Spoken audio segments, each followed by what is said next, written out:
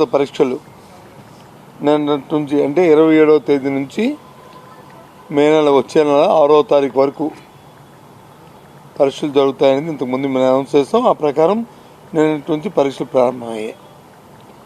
ఉదయం 9:30 గంటల నుంచి 12:40 వరకు ఉంటుంది. 15 నిమిషాలు వచ్చి మళ్ళీ పేపర్స్ ఇవన్నీ గ్రేస్ వర్క్ అంటే 12:45 వరకు 12:30 కల్లా కంప్లీట్ చేస్తారు. ఆ మిగతా ప్రాసెస్ అంతా 15 నిమిషాల్లో కంప్లీట్ చేసుకుంటారు క్లాస్లో. ఆ గ్రేస్ 3 గంటల సేపు ఎగ్జామ్ జరుగుతుంది. ఇంతకుముందు 9:30 1 నిమిషం లేట్ అయితే ఆఫీస్ అలా కాకుండా స్పెసిఫిక్గా ఏదైనా ఇండివిజువల్ కేసు కానీ ఒకవేళ ఏ ఇబ్బంది వచ్చో, ఏ బస్సు దొరక్కో, లేకపోతే మధ్యలో ఏ ఆటో రిపేర్ వచ్చో, లేకపోతే వాళ్ళు రాలేకో అయితే మాత్రం 10 గంటలు ఇంకొక ½ అవర్ వరకు మాత్రం వారికి కూడా పరీక్ష రాసే అవకాశాన్ని కూడా కల్పించడం జరిగింది. ఈ ఎండలు వేడిమి అన్నీ ఉన్నాయి కాబట్టి ఒక అరగంట ఆలస్యమైనా సరే స్పెసిఫిక్ రీజన్ ఉంటే మాత్రం అయింది. అది గ్రూప్గా కాకుండా అవన్నీ ఈ విషయాన్ని ముందుగా కూడా పరీక్షల ముందే మేము ప్రకటించాము. ఈ విషయం మీ ద్వారా రాష్ట్ర విద్యార్థులందరికీ కూడా, పేరెంట్స్ అందరికీ కూడా ఈ విషయాన్ని కూడా తెలుసు. మీకు కూడా తెలుసు ఈ విషయం అంతా కూడా. ఈ నేపథ్యం నిన్నటి రోజున ఓ సంఘటన జరిగింది. ఇవాళ రోజున ఏమంటాం దాన్ని పుకారంటామా లేకపోతే ఏమంటామో భాషలో వచ్చి ఇవాళ ఒక విధంగా ఒక ప్రచారాన్ని ఇవాళ వచ్చి కొన్ని ఛానల్స్ కొన్ని టీవీల్లో చేయడం కూడా జరిగింది. నిన్నటి రోజున సంఘటన మనం చూసుకుంటే నంద్యాలలో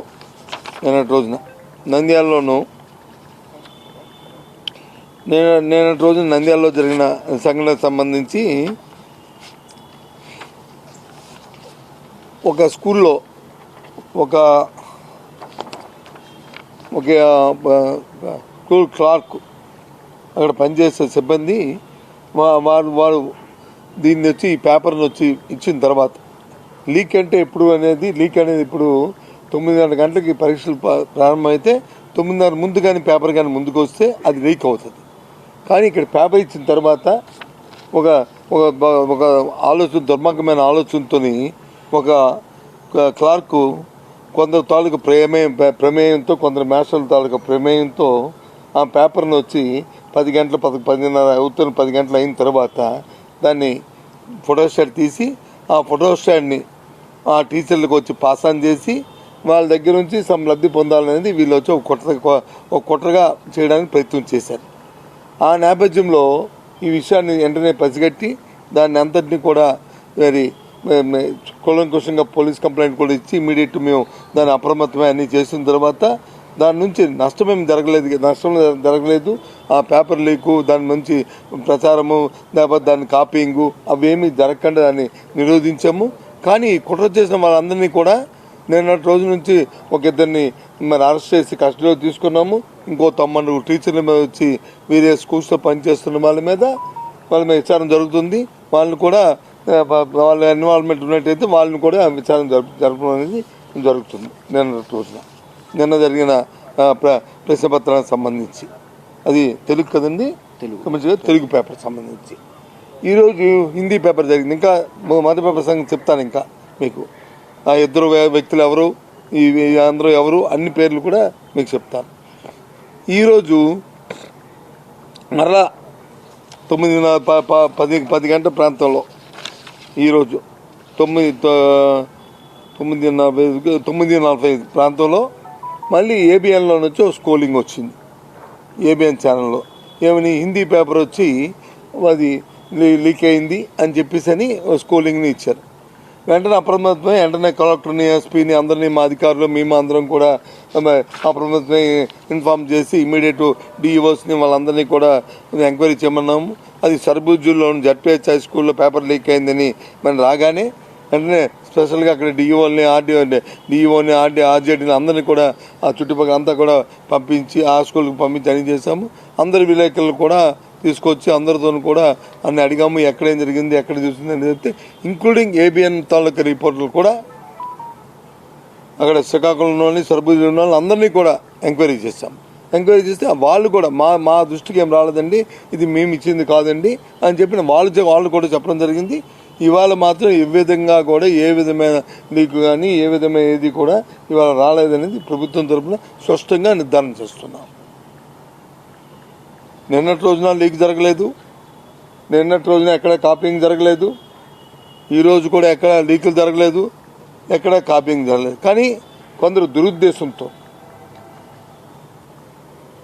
ప్రభుత్వం మీద వచ్చి ఒక దుష్ప్రచారం చేయాలన్న ఆలోచనతో సక్రమంగా జరుగుతున్న ఈ తాలూకు ఏవైతే పరీక్షలు ఉన్నాయో వాటిని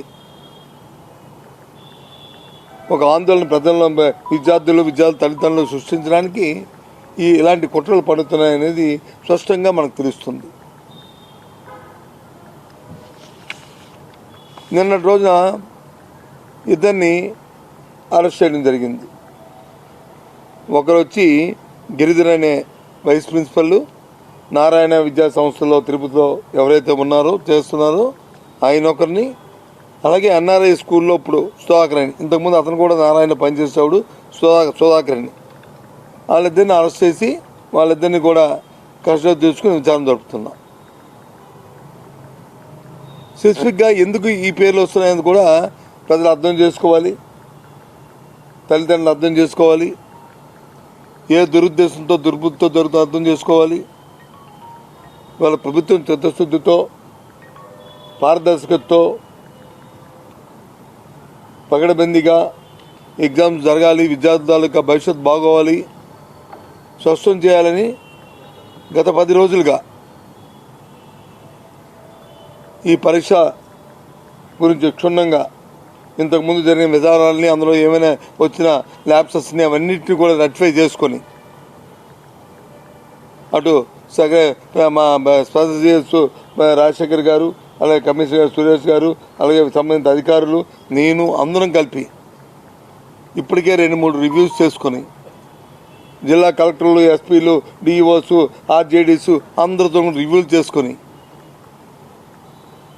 ఏ రకంగా తీసుకెళ్లాలని చెప్పని, ఎగ్జామ్స్ ఏ రకంగా జరిపించుకోవాలి, సమ్మర్లో వచ్చి ఏ విధంగా ఇబ్బందులు లేకుండా, ఒడిదుడుకులు లేకుండా, అడ్డంకులు లేకుండా చేయాలని చెప్పని, అటు ట్రాన్స్పోర్టు, వాటరు, ఎలక్ట్రిసిటీ ఇవి కాకుండా అన్ని కోణాల్లో ఏ ఒక్కటి కూడా చిన్న దాన్ని అంశాన్ని కూడా మేము దీన్ని ఈజీగా తీసుకోకుండా సున్నితంగా సెన్సిటివ్గా తీసుకొని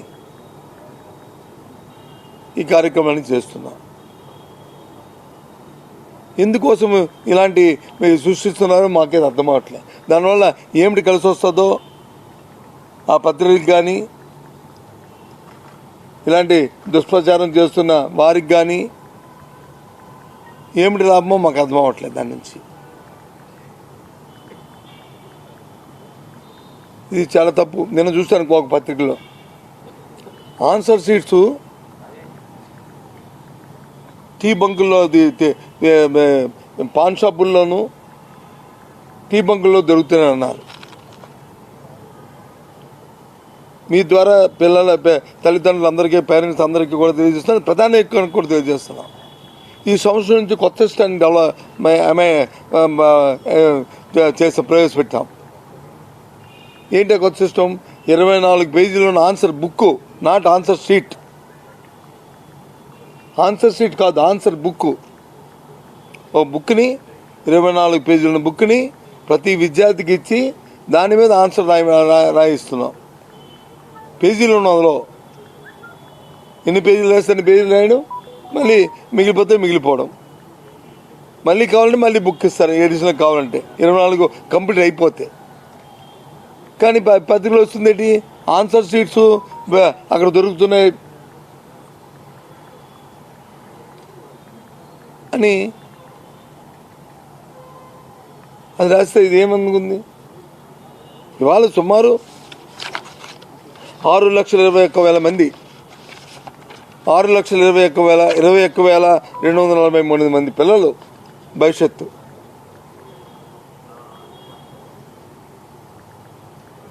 ఆ తల్లిదండ్రుల తాలూకా ఆ పిల్లల మీద ఉన్న వాళ్ళ తపన, వాళ్ళతో ఇలాంటి చేస్తే ఏ విధంగా ఉంటుంది? ఇది వాళ్ళకి ఎంత మనోవేదనకు ఉంటుంది? ఈ ధర్మం ఇది, ఏదైనా న్యాయం ఇది? సుమారు 3,776 సెంటర్లో ఈ పరీక్షలు నిర్వహిస్తున్నాం.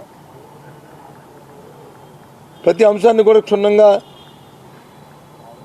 ముందు మాలో మేమే డిస్కస్ చేసుకొని, ఆఫీసర్లు మేము కూర్చొని డిస్కస్ చేసుకొని ఇది ఈ రకంగా ఉంటే దీనికి ఏమిటి దీనికి ప్రివెంట్ చేయాలి, ఈ రకంగా ఇది ఆలోచన చేస్తే దీనికి ఏం చేయాలని ఒకటిగా రెండు ఆలోచన చేసుకొని చేస్తున్నాం.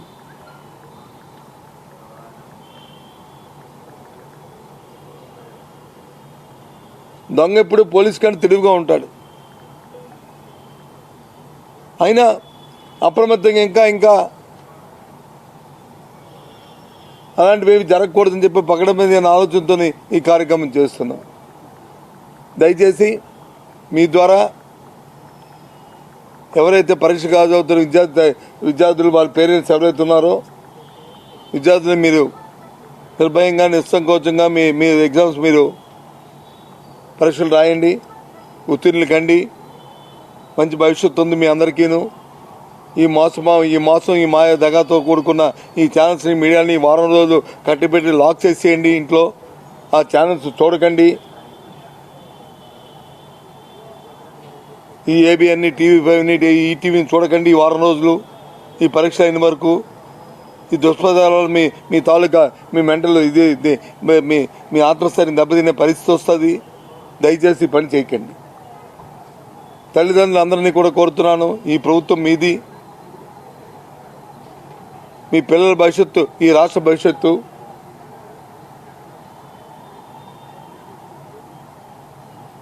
ఈ శాఖ చూస్తున్న మంత్రిగా, పిల్లల తండ్రిగా, ఒక బాధ్యత వ్యక్తిగా మీకు అందరికీ మనం చేస్తున్నాం. ఒకవేళ ఏదైనా చిన్న తప్పు జరుగుంటే అడ్మిట్ అవుతాం, తప్పేముంది? అవును, ఎస్ ఇది జరిగింది, దీనికి ప్రభుత్వం దీన్ని చేస్తాం, దీనికి ఆల్టర్నేటివ్గా ఈ కార్యక్రమం చేస్తున్నామే అని చెప్తాం. భగవంతుడు మంచిగా జరగాలనే కోరుకోవాలా, ఎక్కడ తప్పు జరగకూడదని కోరుకోవాలా, తప్పు జరగకుండా ఉండడానికి కావాల్సిన పరిస్థితులు కల్పించుకోవాలా, పకడ్బందీగా మన కార్యక్రమాన్ని చేయాలి. ఆ కార్యక్రమాన్ని చేస్తున్నాం చిత్తశుద్ధితో.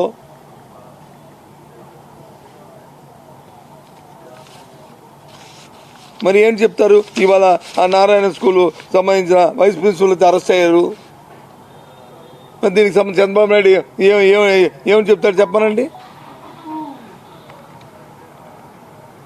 ట్విట్టర్లో ట్వీట్లు పెడుతున్నా మరి ఆ లోకేష్ ఏం చెప్తాడో చెప్పనండి? ఆయన మాజీ కొలీగు మరి స్కూల్స్ చదువుతాను, దీనికి ఏం బాధ్యత వహిస్తాడు చెప్పండి? ఎందుకు వాళ్ళు వాళ్ళ సెల్ ఫోన్లో ఇవి తీసుకొచ్చి ఎందుకు పెట్టి కూర్చున్నారు?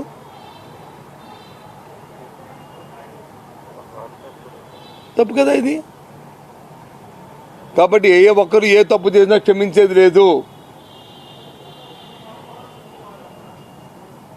ఏ ఒక్కరి మీద కూడా ప్రేమ లేదు. చిత్తశుద్ధితో పరీక్షలు 100% జరుగుతాయి, జరిపించి తీరుతాం. ఇలాంటి నారాయణలు వీళ్ళు ఎన్ని డ్రామాలు వేసినా, తెలుగుదేశం పార్టీ బేబియన్ ఛానళ్ళు ఇలాంటి ఛానల్స్ వంకరు ఎన్ని చూపెట్టినా, తప్పు జరిగితే ఎక్కడ చిన్న తప్పు జరిగితే ధైర్యంగా మేము వచ్చి టీవీ ప్రజల ముందుకు వచ్చి ఇది జరిగింది, దీన్ని రెటిఫికేషన్ అని చెప్తాం తప్ప ప్రజల తాలూకు మనోభావాలతో, విద్యార్థుల తాలూకు మనోభావాలతో ఆటలాడుకోవద్దని వాళ్ళకి చెప్తూ విద్యార్థులు మీ భవిష్యత్తుని మీ ప్రభుత్వం అండగా ఉంది, మీకు జవాబుదారీగా ఉంది. మా కార్యక్రమం చేస్తూ తల్లిదండ్రులకు కూడా మనం చేస్తున్నాం. పరీక్షలన్నీ కూడా 100% నిన్న ఈరోజు ఈ 2 రోజులు కూడా ఎక్కడ ఏ విధమైన లీకులు కానీ మాల్ ప్రాక్టీస్ కానీ ఏవి కానీ జరగలేదనే విషయాన్ని ప్రభుత్వం తరఫున స్పష్టంగా తెలియజేస్తున్నాం. చెప్పండి. ఎవరో ఒక్కొక్కరు మాట్లాడితే మన నుంచి మిగతా వాళ్ళకి అర్థమవుతుంది. అందుకు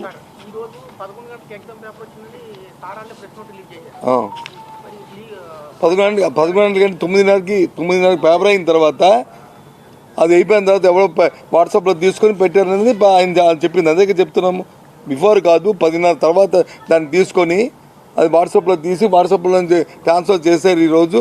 అది కాదు అని చెప్పింది అదే కదా. 9:45కి లీకేజ్ ఇచ్చారు. అడిగితే ఆ ఏపీఎన్ అడిగితే వాళ్ళు మేము ఇవ్వలేదండి అన్నారు. మన వాళ్ళు విలేకరులు ఇవ్వకంట, అక్కడ నుంచి ఒకరిగా ఉన్న విలేకరులు శ్రీకాకుళం ఉన్న వాళ్ళు ఇవ్వకంట, ఆ సరుబుజ్జులను ఇవ్వకంట, నర్సంపేటలు ఇవ్వకంట, హైదరాబాద్ రోడ్కి ఎలా తెలిసింది? ఏంటి కుట్ర అంటే? ప్రజల్లో ఆందోళన కలిగిద్దామనే కదా, విద్యార్థుల్లో వచ్చి వాళ్ళు ఆందోళన కలిగిద్దామనే కదా. ఇది కుట్ర కదా, ఇది తప్పు కదా. ఆ వాళ్ళ స్టేట్మెంట్లు అన్నీ మాది ఉన్నాయి రికార్డ్ చేసి. నిన్న రోజు ఇది అప్పటికి ఎగ్జామ్ అయిపోయింది కదా. నీకు 11:30కి ఎగ్జామ్ వచ్చేసిన దాన్ని వాళ్ళు తీసింది అదే చెప్తాను. ఎవరో ఒకటి తీసిన దాన్ని నుంచి ఇది జరగలేదు, వాళ్ళు పెట్టలేదు. వాళ్ళు ఉన్నప్పటికే ఇది సంగతి చూసింది. అది వాళ్ళు మాల్ ప్రాక్టీస్ కానీ అది ఈ పేపర్ని బయటకు వెళ్ళి మళ్ళీ ఆన్సర్ చేయడం కానీ ఆ విషయాలు ఏవీ జరగలేదు. నిన్న 9 మంది టీచర్లకు పంపించారు, వాళ్ళ మీద విచారణ జరుగుతుంది. 9 మందికి బయటకు వెళ్ళిందంటే ఏమి జరగలేదని ఎలా చెప్తారు సార్? నేను 9 బయటకు వెళ్ళిందని నేను జరగలేదని మాల్ ప్రాక్టీస్ అని అక్కడ జిల్లా కలెక్టర్ కూడా మాల్ ప్రాక్టీస్ అది చెప్తాను కదా. వీళ్ళు కుట్ర పని అందరూ కలిపి ఒక గ్రూప్గా తయారయ్యి దీన్ని కాపీయింగ్ చేయించుకుందామని ఆలోచన చేస్తే దాన్ని భగ్నం చేశామని చెప్తున్నాను. అది జరగలేదు, భగ్నం చేశాము. ఇద్దరు అరెస్ట్ చేస్తాం, 9 మంది మీద ఎంక్వైరీ కూడా జరుగుతుంది. వీళ్ళు ఇన్వాల్వ్మెంట్ కానీ ఉందంటే వీళ్ళు కూడా తీసుకుంటాము. కానీ ఏ విధమైన మాల్ ప్రాక్టీస్ జరగలేదు. చూసిరాతలు కానీ వీళ్ళు ఇక్కడ నుంచి తిరిగి దానికి ఆన్సర్ షీట్లు తయారు చేసి పంపించడం కానీ ఏమీ జరగలేదు. స్టార్టింగ్లోనే వాళ్ళని ప్రివెంట్ చేసి పట్టుకున్నామని చెప్తున్నాను కదా. కాపీయింగ్ ఎస్, ఇప్పుడు కూడా అదే నిలబడ్డాను. కాపీయింగ్ ఎక్కడ జరగలేదు చెప్తున్నాను కదా. ఇప్పుడు అదే చెప్తున్నాను నేను. మాల్ ప్రాక్టీస్ అంటే అదే కదా. మాల్ ప్రాక్టీస్ ఏంటి? అది తెచ్చి పేపర్ ఇచ్చి పేపర్ నుంచి వచ్చి ఆన్సర్ ఇచ్చి ఆన్సర్ నుంచి వాడు రాసి, లేదు మీరు మీ టీవీలో వచ్చినట్టు ఇది ఎక్కడది కిరాణా కొట్టులోనో లేకపోతే పాన్ షాపుల్లోనో ఆన్సర్ షీట్ ఉంటే నింపేసి ఆన్సర్ షీట్ అక్కడ పెట్టేస్తే అది మాల్ ప్రాక్టీస్ కాదు కదా. జరగలేదు కదా, జరగలేదు. ఈ ప్రభుత్వం తరఫున తల్లిదండ్రులందరికీ మనం చేస్తున్నాను. సార్ ఇప్పుడు నారాయణ ఎన్ఆర్ఐకి సంబంధించిన వాళ్ళ మీద అనుమానం నిందితులుగా ఉన్నారన్నారు. వాళ్ళు దాన్ని సర్క్యులేట్ చేస్తున్నారా లేకపోతే? సర్క్యులేట్ చేసి వాళ్ళు ఇప్పుడున్న ప్రాథమిక అంగండి ఇది సర్క్యులేట్ చేసి దీని నుంచి లబ్ధి పొందాలని ఆలోచన చేస్తున్నట్టుగా వచ్చింది. అది విషయం ఇంకా తర్వాత తెలుస్తుంది.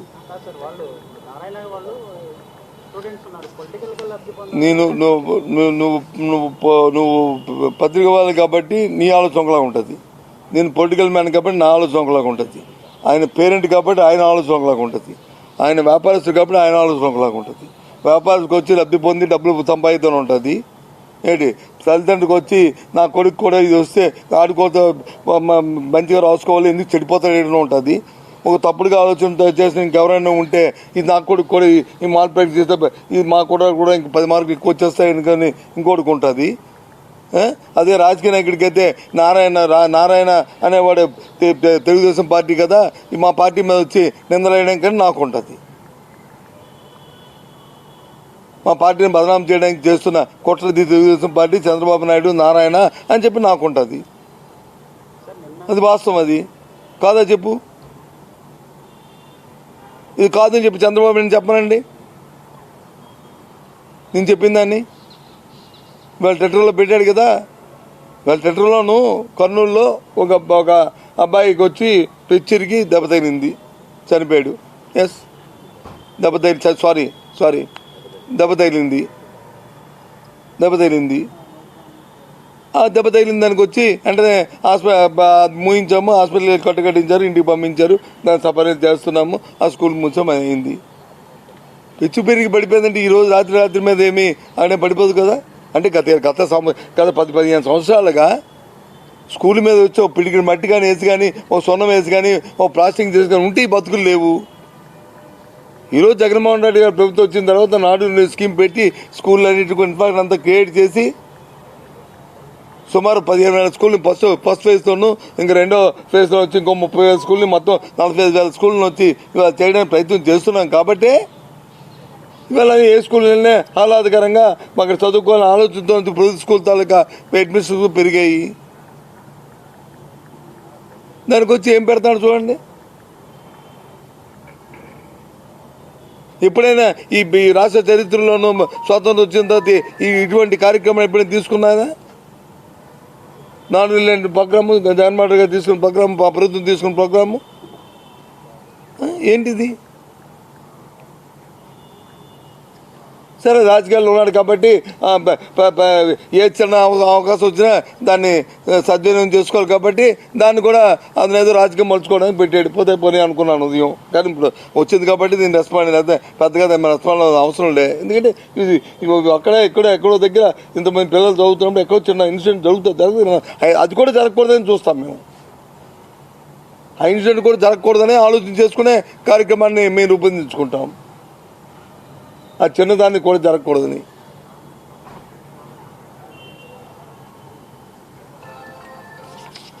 ఇష్యూ జరిగిన స్కూల్లో వార్డు బాయ్గా 9వ తరగతి విద్యార్థిని పెట్టారు. అంటే స్టూడెంట్ పెట్టకూడదు. దీని మీద వార్డు బాయ్గా నా దృష్టి వాటర్ తీసుకొచ్చింది 9వ పెడితే తరగతి. తప్పు. ఆ పెట్టిన ఆఫీసర్స్ అందరి మీద, అక్కడున్న హెడ్ మాస్టర్ మీద, లేకపోతే ఎవరుంటే వాళ్ళ మీద చర్య తీసుకుంటాము. అందరినీ సస్పెండ్ చేశారు. ఇంకోండి కమిషనర్ గారు చెప్తే అందరమే యాక్షన్ తీసుకున్నాం. అది దాన్ని క్షమించేది లేదు. చిన్న వాట్సాప్లోకి వస్తే వెంటనే ఈయనకి దాచారికి వాళ్ళకి పంపించి వెంటనే ఎంక్వైరీ చేస్తున్నాము. ఎక్కడెక్కడ నుంచి ఏ ఇన్సిడెంట్ మా దృష్టికి వచ్చినా సరే ఈ 4 రోజుల్లోనూ, ఈ 3-4 రోజుల్లోనూ ఒక 4-5 స్టూడెంట్స్ అయితే మా కాల్ టికెట్లు ఇవ్వలేదు బాబునే వాట్సాప్లో పెడితే వెంటనే పంపించి కలెక్టర్ల దగ్గర నుంచి పంపించి వాళ్ళకి కూడా కాల్ టికెట్లు ఇప్పిన పరిస్థితి డైరెక్ట్గా ఉన్నది మాకు. కాబట్టి పేర్లతోని వాటితోని వాళ్ళ తల్లిదండ్రుల మెసేజ్తో మీకు పంపిస్తాను చూడండి. అది మా బాధ్యత. అది ఏదో గ్రేట్నెస్ ఫీల్ అయిపోయి ఏదో మేము ఉద్ధరించాము, ఏదో ప్రజాసేవ ఏదో నూడు చేస్తాను కాదు. మా బాధ్యత అది, మా భాగం అది.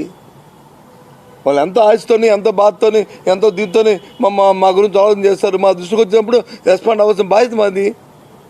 ఆ శాఖ చూస్తున్న మంత్రిగా నా బాధ్యత అది, ఆ శాఖ చూస్తున్న అధికారులుగా వీళ్ళ బాధ్యత అది. వాళ్ళ దృష్టికి వచ్చిన దాన్ని రెస్పాండ్ అవ్వాలి. ఇది మా జాబ్ చార్ట్. అది ఆ ప్రకారం మేము చూసుకుంటాం. నేను తప్పేం లేదే. నిన్న పేపరు బయటకు వచ్చింది, ఫోన్లో కూడా సెంటర్లోకి అలౌ చేయమన్నారు. మళ్ళీ ఈరోజు పేపర్ మళ్ళీ బయట తిరిగింది అంటున్నారు. ఫోన్లో అలౌ చేయనప్పుడు ఎలా వచ్చిందంట? సరే, అదే ఫోన్లు అలౌ చేయకుండా ఫోన్లు చేయొద్దు, ఇవ్వద్దు అని చెప్పినప్పుడు కూడా ఇప్పుడు హెరాయిన్ తీసుకురాకూడదు, ఫ్లైట్లలోనూ ఎక్కడ వాడకూడదు, దొంగ బంగారం తీసుకోవడం ఎలాగొస్తుంది? దొంగతనం చేసేవాడు మనకంటే తెలివిగా ఆలోచన చేస్తాడు. అయినా దాన్ని బంధిస్తుంటాం. అందుకే ఇందాక చెప్పాను, అయినప్పటికీ దాన్ని కట్టడి చేయడానికి కూడా మనం ముందు మెకానిజం ఉంది. అందుకని మనం గాలికి వదిలేదు కదా. తీసుకెళ్ళి పాపం ఇంతమంది 10 మంది టీచర్లు, నారాయణలో పనిచేస్తున్న టీచర్లు కూడా ఎంత పకడ్బందీగా ప్రయత్నించినప్పటికీ ఏ విధంగా ప్రివెంట్ చేసి అడ్డుకున్న వాళ్ళని ఏ విధంగా కట్టడి చేసాం, ఏ విధంగా దీన్ని ఎక్స్పెండ్ అవ్వకుండా ఎలాగాపాము, ఏ విధంగా ఆ తప్పు జరగనీకంట అడ్డుకున్నాము. అది గవర్నమెంట్ అంటే అది గవర్నెన్సీ. అది మా ఆఫీసుల తాలూకా పకడ్బందీ పనితనం. అది ఏ రకంగా ఆపాము? మనకి ఇన్ని అడ్డుకలు పెట్టినప్పటికీ ఎవరో అక్కడక్కడ వచ్చి చెప్తే దాన్ని కూడా అడ్డుకుంటాం. ముందు రాకుండా అడ్డుకుంటాం. ఒకవేళ జరిగింది ఇమీడియట్గా దాన్ని రెస్పాండ్ అయ్యి దాన్ని అటాక్ చేసి దాన్ని స్ప్రెడ్ అవ్వని కూడా ఆపుతాం. అది ఏదో కాలు తాళేసి గాలికి వదిలేసి ఏదో దాన్ని వదిలేసే ప్రభుత్వం కాదు ఇది. ఆ టైప్ ఆలోచన లేదు మాకు. అంతేనా? లోకేష్ మీద జరిగిన రాళ్ల దాడి వ్యవహారం ఎక్కడ రాళ్ల దాడింది? ఎక్కడ నాకు తెలియదు. నన్ను తెలియపోతుంది ఏం చేస్తాను. దుగ్గిరాల దగ్గర మహిళ అత్యాచారం జరిగింది సార్. ఆమె చూడడానికి బాధితులను పరామర్శించడానికి వెళ్తామంటే వైసీపీ కార్యకర్తలు చేశారు.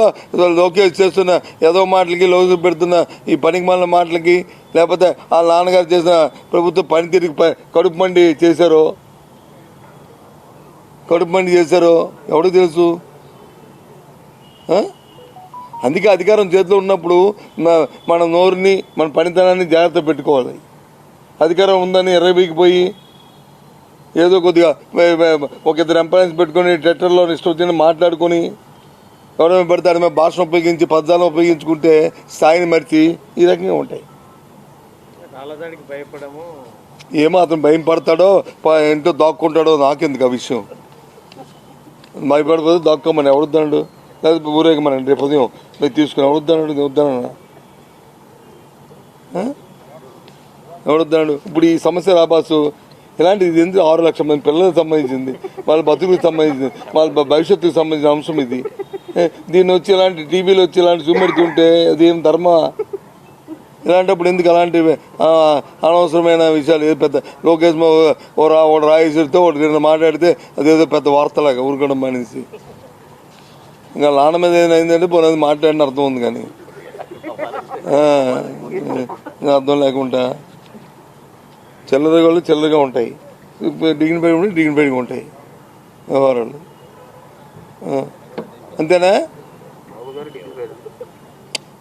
డిగ్నిఫైడ్ అవునన్నా కాదన్నా స్థాయిలో ముఖ్యమంత్రి చేశారు ఆయన, అవునా కదా? ఇతనికి ఏమీ లేకుండా ఇప్పుడే పువ్వు పుట్టినంటే పరిమళిస్తా అన్నట్టు ఇది వచ్చి ముందు నుంచే ఈ పరిమళించే ఆ పరిమళించడం పనికొచ్చేదాన్ని పరిమళిస్తే పర్వాలేదు, పనికి మాల పరిమళిస్తాడుగా. పనికొచ్చేదాన్ని పరిమళిస్తే ఫైన్, రాష్ట్రానికి దేశానికి పనికొచ్చిందో అనుకుంటారు.